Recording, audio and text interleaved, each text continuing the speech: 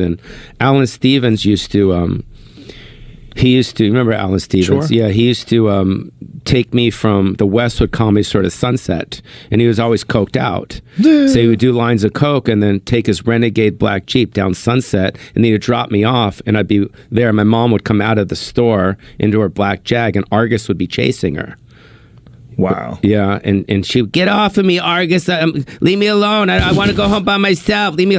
You know what I mean? Like that type of shit. And then I got in the car, and then me and my mom would drive her car. And this was like 2 a.m. down Sunset, and we'd drive by the Whiskey, and Black Flag was playing there. And then all the punkers would spit on my mom's car, because we were rich or whatever. They'd be like, get out of here. And then we would drive by the Rainbow, and all the heavy metal guys would be in the street. Yeah. And then we'd go up, and then Argus would be pounding on the door. Mitzi, I'm here. I had to call the cops. On Argus. Is that when Argus was in his drug days? Yeah, of course. Yeah. Yeah. But He's a wild man. Yeah, I had to call the cops on him. But that's hilarious. That Rainbow Bar and Grill is such a strange place. I've only been there a couple of times, but it's like, geez, there's a guy from this band. There's a guy from that band. This guy's from Dawkins. It's a weird like hangout. Yeah, it was. It's again. It was like, I think it was like kind of the Comedy Store for heavy metal bands. It was, where Guns N' Roses would go. Yeah. And Motley Crue and everybody knew that they would go there. Yeah. And it was a big deal. And it was a big deal. And there was different rooms, and you can walk up there. Is it still like that now? No.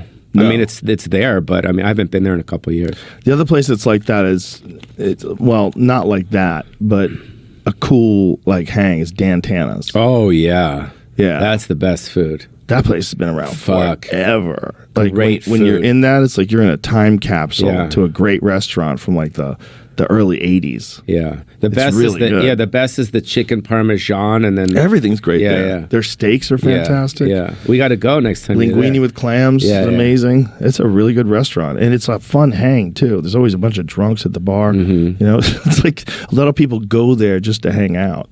It's not just like go there to dinner. They go there to hang out. Kip Adada used to go there before he passed. I used to see him up there a lot. I didn't even know he passed.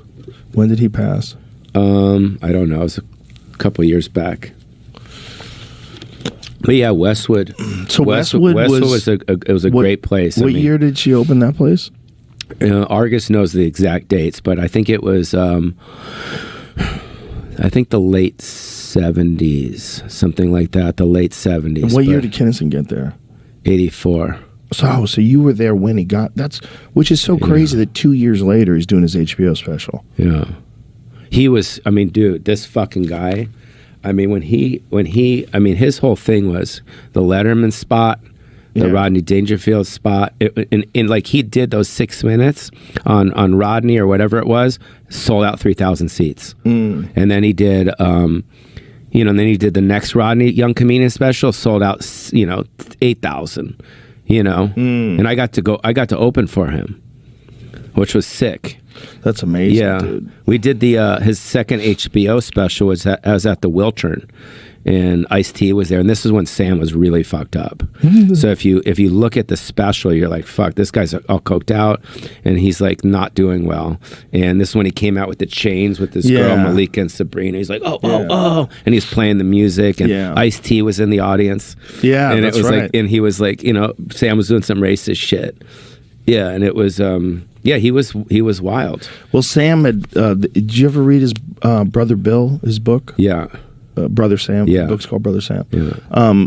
He talks about the slide, like that when he started partying all the time, he stopped writing, he wasn't performing as much, and he just kind of like lost it. I saw it. Yeah, I saw it. You could tell in the work if you go and watch his early stuff. Yeah, it drops off a lot. Yeah, which sucks because you'd like to see them just keep getting better. If he could somehow or another have stayed alive and kicked his addictions and just got better. Yeah. But sometimes what brings you to the dance also sinks you, Well, he introduced me to my business manager.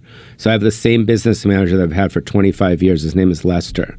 Hey, Lester. Right? What's up, Lester? Shout out to Lester. And Sam, when he was all fucked up and coked out and all that, he had fired everyone in his life except for Lester. So Lester was always with him, and he said to me, or Sam said to Lester, take care of him. He's like my younger brother. So ever since then, Lester's been taking care of me.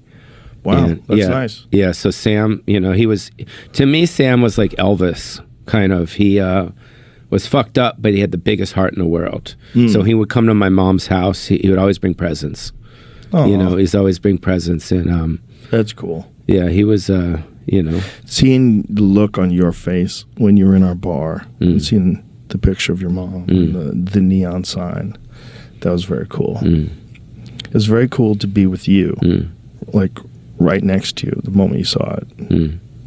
Yeah, no, it was, you know, like I said, when we first started talking here, I'm saying that speaking on my mom's behalf, I know her and I know what you're doing with her and how much you care about her and how much you love her and what she's done. I know she's really proud of you. She's really proud of you, and she's very proud of what you've done here and very proud of the bar. And her spirit is in the bar for sure. Her spirit's in that whole building. Yeah.